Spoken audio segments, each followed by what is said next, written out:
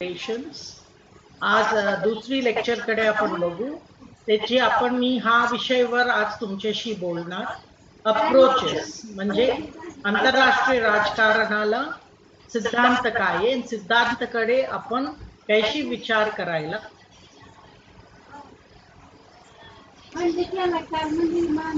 हा गोष्टीकडे लक्ष घालताना या सर्टन फाउंडेशनल क्वेश्चन म्हणजे सगळं सिद्धांत हा 5 प्रश्नाला उत्तर देण्याची प्रयत्न करतो. फर्स्ट, हाऊ कॅन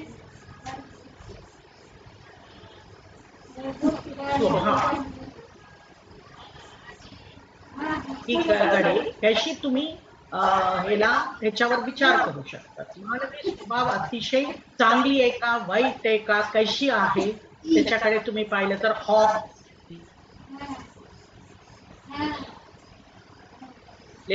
आणि ते तुम्ही पाहिलं तर वास्तववाद आणि उदारमतवाद मध्ये प्रचंड फरक आहे.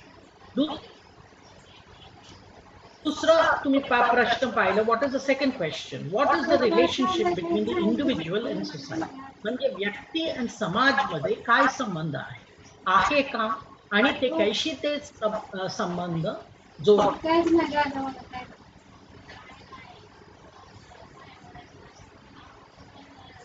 म्हणून करतात ना. या भारतामध्ये आपण जाती व्यवस्थावर करतो का, कुठली ह्याच्या. Third question is what are the characteristics in the role of the state.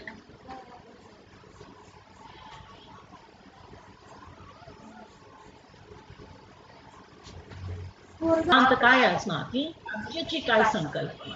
मी तुम्हाला क्लास लेक्चर मध्ये राज्य आणि राष्ट्राची फरक सांगितलेला आहे. आणि हा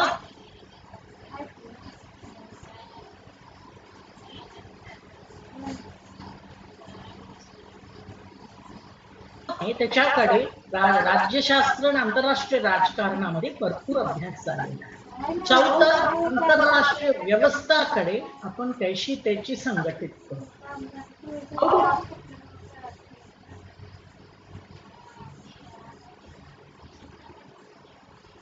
हाऊ टू थिंक थिअरेटिकली. म्हणजे ह्या सगळ्या गोष्टींना आंतरराष्ट्रीय पातळीवर भरपूर गोष्टी आपण एक लेक्चर घेणार. कोविड-19 एक लॅब मध्ये तयार झालेला व्हायरसनी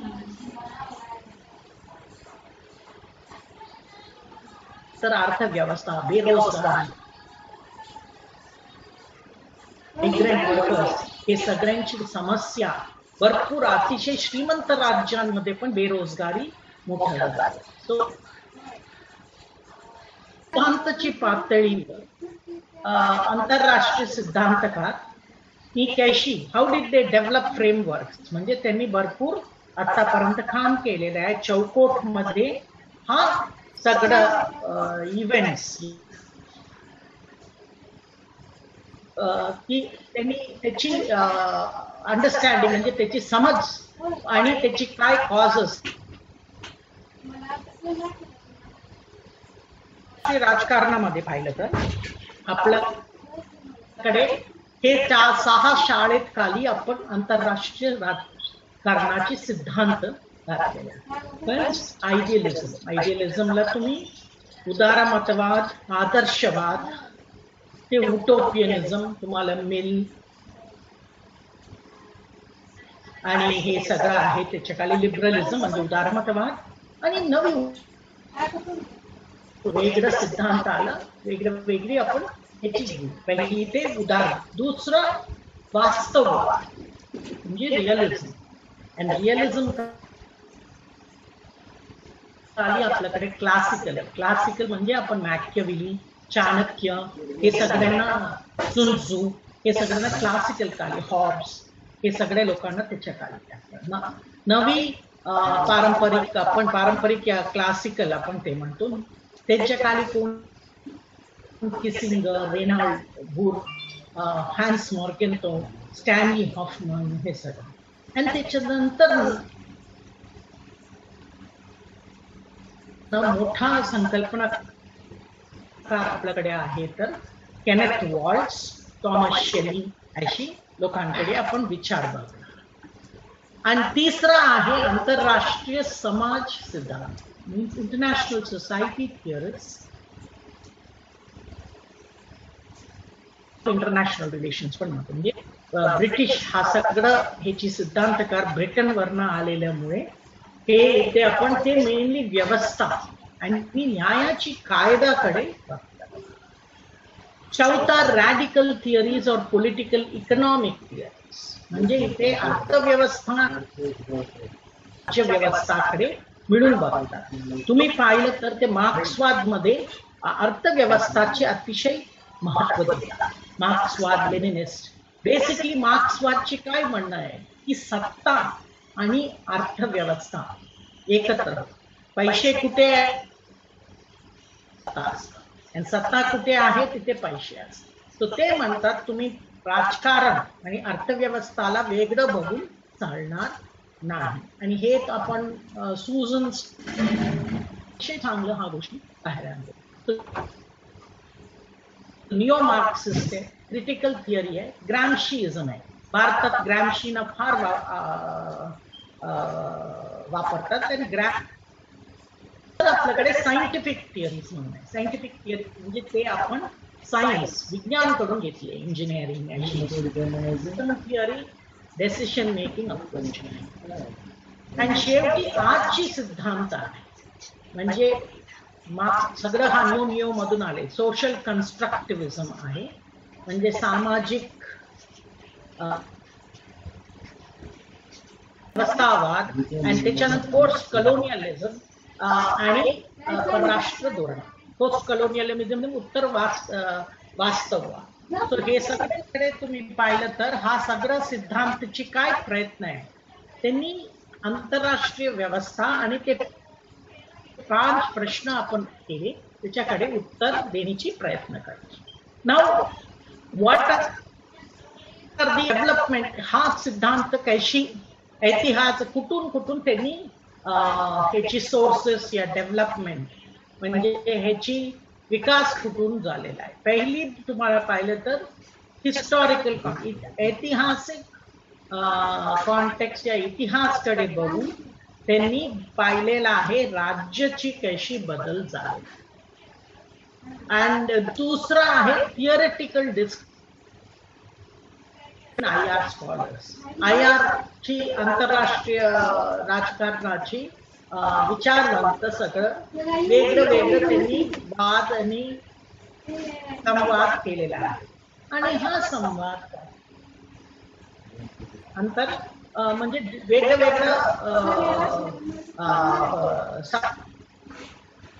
इन्स्पिरेशन घेतलेलं आहे. फिलॉसॉफी म्हणजे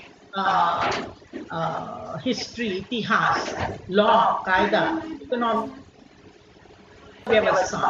आणि देन तुम्हाला पाहिलं तर बिहेवियरलिझम, पोस्ट बिहेवियर म्हणजे सायकॉलॉजी, मानसशास्त्रकडून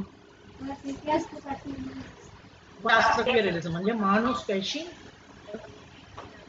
त्याची वर्तवणूक कशी आहे आणि ते सायंटिफिक थिअरीज आलेला. तर लास्ट लेक्चर मध्ये आंतरराष्ट्रीय राजकारणामध्ये काय काय मूल्य आणि ते मूल्य घेऊन सिद्धांतनी पुढे घेतलेला आहे.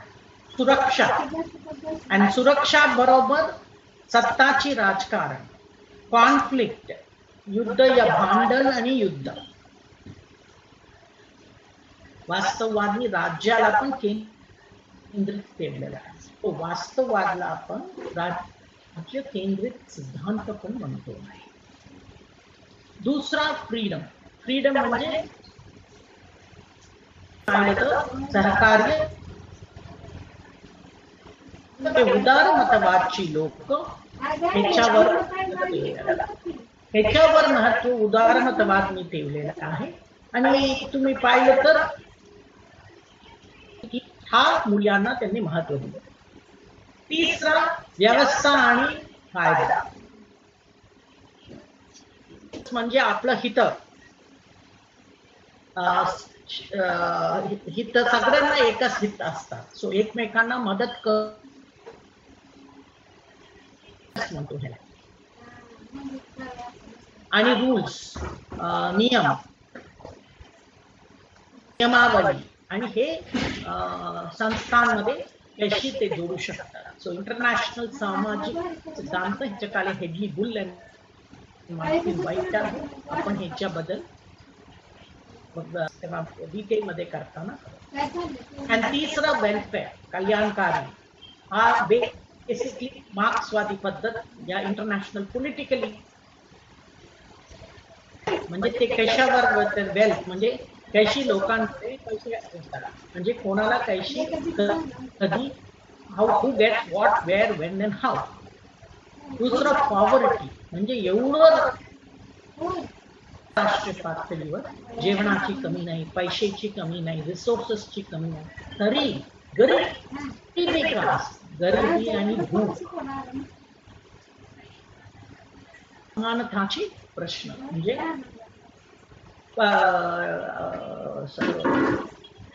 तुम्ही पाहिलं तर सायंटिफिक थिअरी बेस्ड व्हॅल्यू म्हणजे काय काय सगळं सिद्धांताला मूल्य असतं. म्हणजे आपण कुठे जन्म घेतले, आपण कुठली परिस्थितीमध्ये मोठं झाले, आपल्याला व्हॅल्यूज असतात. ते प्रमाणे आपण तेव्हा संशोधन करतो आपल्या ते व्हॅल्यूजची अतिशय ते नसतं. बट खरं माणूसकडे अजिबात बायस नसलेला माणूस असू शकत नाही. म्हणून हिच्यावर मोठा संवाद झालेला आहे आणि हिच्याकडे पण आपण लक्ष घालूया. राज्य म्हणजे राज्य के राज्याने कशी सुरू झाली, काय आंतरराष्ट्रीय राजकारणामध्ये राज्याची महत्व. पहिल्या लेक्चरला तुम्ही सांगितलं की व्यवस्था या आंतरराष्ट्रीय राजकारणामध्ये लेजिटिमेट ऍक्टर कोण आहे राज्य. म्हणजे आपण भारतातून बाहेर जाताना मराठी, तामिळ, तेलुगू अशी आपल्याला पासपोर्ट मिळेल. आपला पासपोर्ट भारतीय म्हणून मिळेल. म्हणजे आंतरराष्ट्रीय राजकारणामध्ये भारत हा ओळखला. तो अशीच त्याच्यामुळे पाहिलं तर दोन व्ह्यूज आहेत. एक ट्रेडिशनल म्हणजे एक पारंपरिक हे आहे की सगळं राज्य टेरिटरी तुम्हाला सांगितली राज्य म्हणजे त्याला सीमा आहे, त्याला भूमी आहे आणि ते एक सामाजिक राजनैतिक कायदेशीर संकल्पना आहे. आणि बेसिकली कशासाठी त्याला आणलेला आहे, to establish, maintain, defend basic social म्हणजे मूलभूत सामाजिक, राजनैतिक, आर्थिक आपल्याला कंडिशन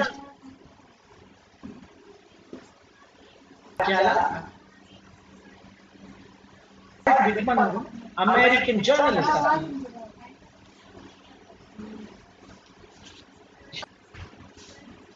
आक्रमण मूल्य काय आहे. आता त्यांनी हे कशासाठी सांगितलंय. फर्स्ट वर्ल्ड वॉर पहिली महायुद्ध मध्ये अमेरिकेची राष्ट्रपती तेव्हा अमेरिके अतिशय आंतरराष्ट्रीय राजकारण पॉलिसी म्हणजे ते कोणाशी संबंध ठेव महायुद्धामध्ये व्हायलाच पाहिजे आणि त्याला प्रचंड विरोध पण आहे. दुसरा महायुद्ध पण 1941 पर्यंत अमेरिकेने दुसरा महायुद्ध मध्ये भागच घेतला. सो तेव्हा त्यांनी म्हणले की तेव्हा तानाशाही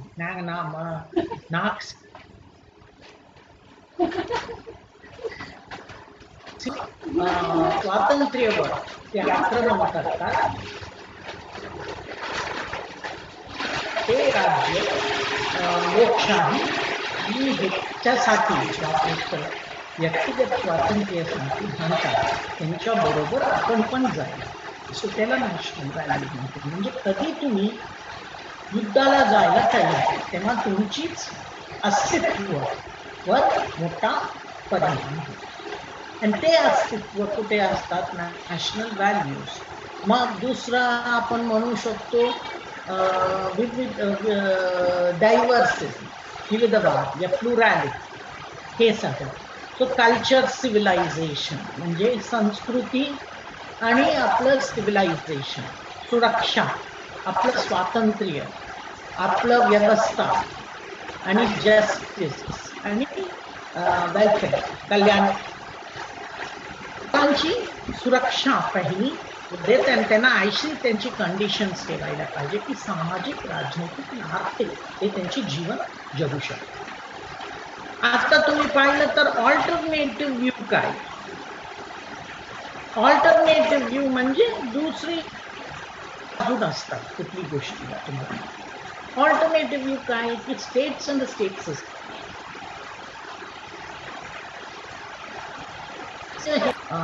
व्यवस्था तुम्हाला अशी वाटून देऊ शकत नाही की राज्य सगळं तुमची समस्याकडे ते त्याला काय त्यांच्याकडे काहीतरी निर्णय असतात सोल्युशन. ते कशाबद्दल आलेलं आहे?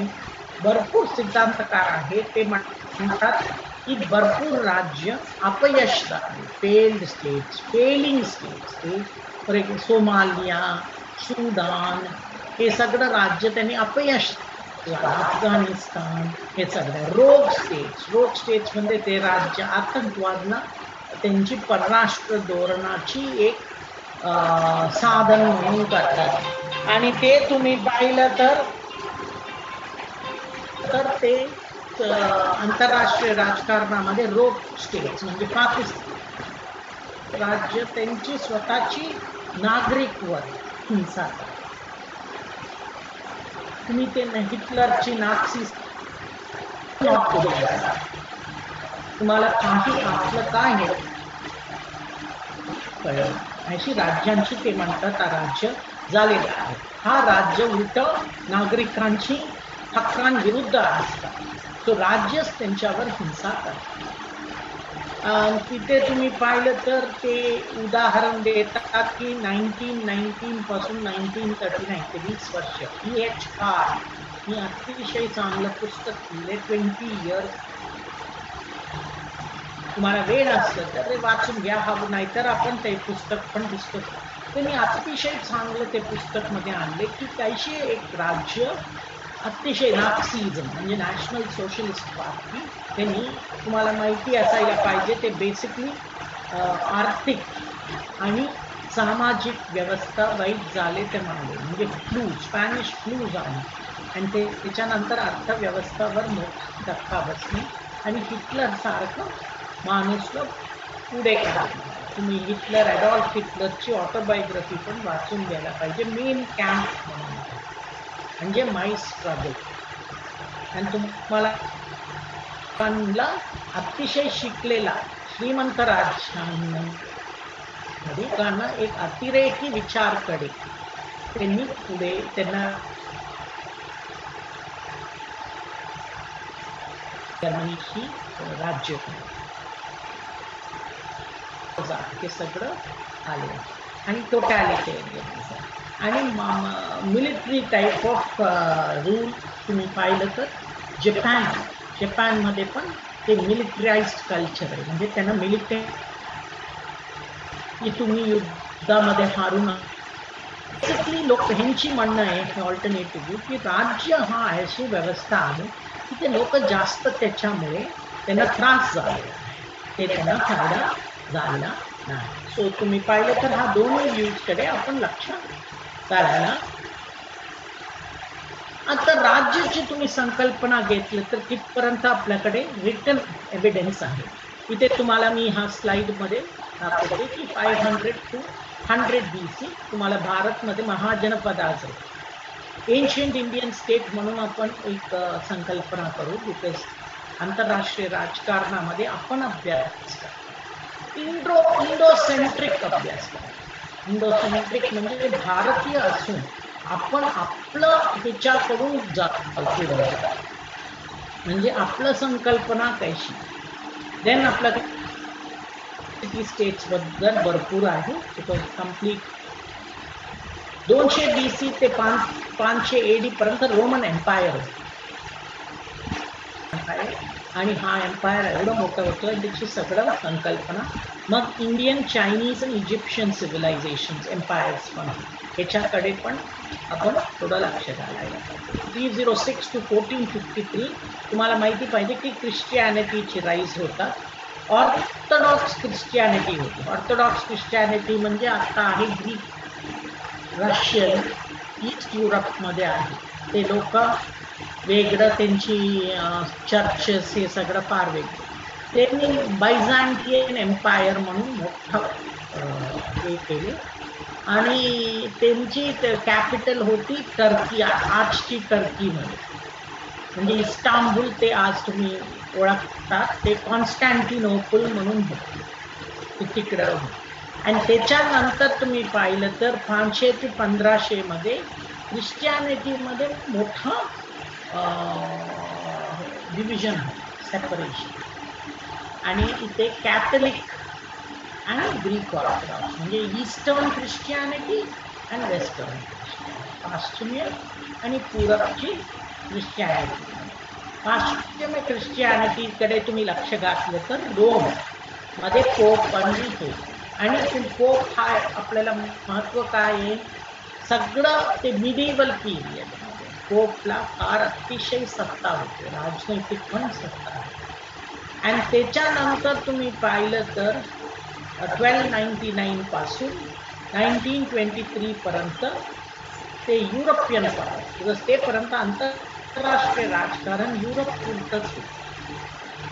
आणि तिथे तुम्ही पाहिलं तर 6 महासत्ते होते. ओटोमान एम्पायर, ओटोमान म्हणजे टर्की, त्यांना ओल्ड मॅन ऑफ युरोप पण म्हणायचं. Russian Empire, Russian tsar, Russian म्हणजे जर्मन, ऑस्ट्रो हंगेरियन आणि Austro Hungarian Holy Roman Empire म्हणून म्हणतात. It was neither holy nor Roman. आणि फ्रेंच आणि ब्रिटिश हे सगळं अतिशय काय मोठा. आणि 1815 व्हिएना काँग्रेस कडे लक्ष घातलं तर हे 6 महासत्ते ओटोमानला बाहेर ठेवून हे 5 महासत्ते नेपोलियनची हार नंतर आणि युरोपमध्ये नवीन महासत्ता करताना त्यांनी केले. आता evolution of modern state, state आपण कशी कधीपासून संकल्प ते राज्य कधी सुरू झालं आणि बेसिकली हा मॅग्ना कार्टा कशावर होते, किंग जॉन इंग्लंडमध्ये राजा होते आणि त्यांनी एक ग्रेट चार्टर पहिल्यांदा का हा चार्टरला आपण एवढं महत्व देतो. 1215 मध्ये राजाने पहिल्यांदा सगळं लोकांना म्हणले कायदा समोर समान आणि हे कायदा राजाला पण लागू. हे अतिशय मोठा सिद्धांत आहे आणि आजची राज्यामध्ये एक मूलभूत सिद्धांत आणि डिमांड्स खूप. आणि हा कोण त्यांच्या पुढे केले, बॅरन्स म्हणजे त्यांच्या खाली जमीनदार, त्याला आपण भारतामध्ये जमीनदार, त्यांनी केले. आणि ह्याला 63 आर्टिकल्स होते, 63 आर्टिकल होते आणि हे बेसिकली ते जमीनदारांनाच फायदा झाला.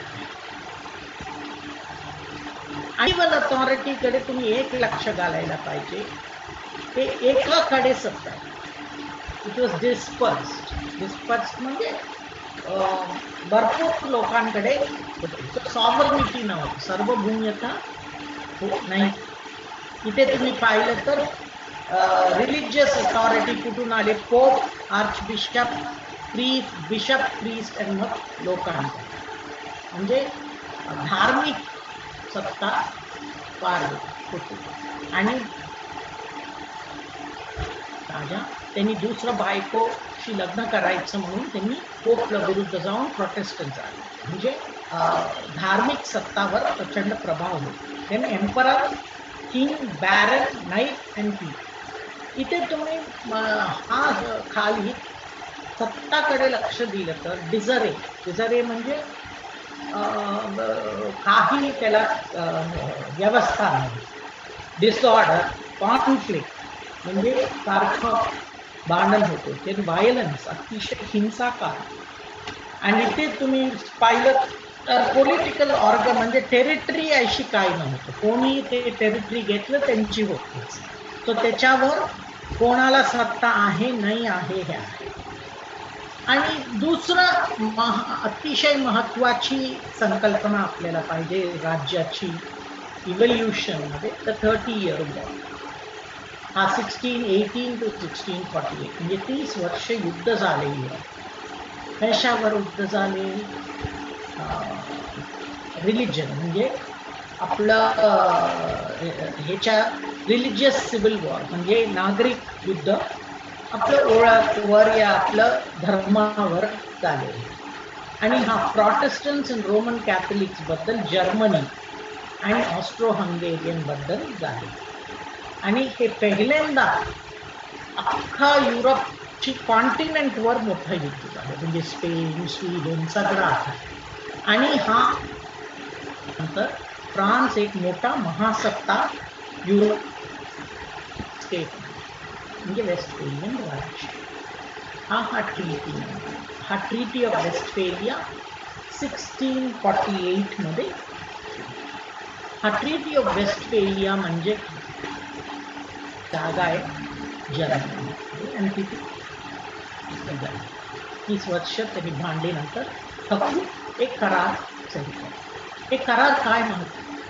ह्याला त्यांनी पहिल्यांदा आंतरराष्ट्रीय राजकारणामध्ये त्यांनी राज्याला सार्वभौमता आणि एक संघटन म्हणून त्याची त्यांनी मान्य केले की एक राज्य त्यांची आतलं व्यवस्थावर पूर्ण सार्वभौमता आहे आणि एक्सटर्नल बाहेरमध्ये त्यांना स्वातंत्र्य आहे. त्यांची परराष्ट्र धोरणं त्यांनी कशी मांडावी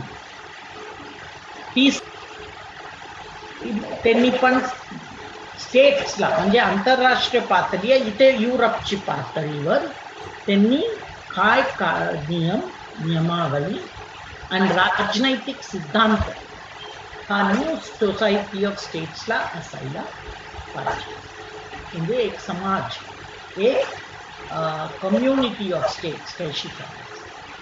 आणि पहिल्यांदा त्यांनी सगळं युरोपसाठी एक फंडामेंटल म्हणजे मूलभूत आणि कॉम्प्रिहेन्सिव्ह सगळ्या गोष्टींना कव्हर करण्याची सर्व हे करण्याची चार्टर पहिल्यांदा दिली. म्हणून आजची राज्याला पण आपण वेस्टफेलिया स्टेट. इथे मी आज हा लेक्चर समाप्त करणार. I will end it here and tomorrow I will go into the history of the state and start from the Treaty of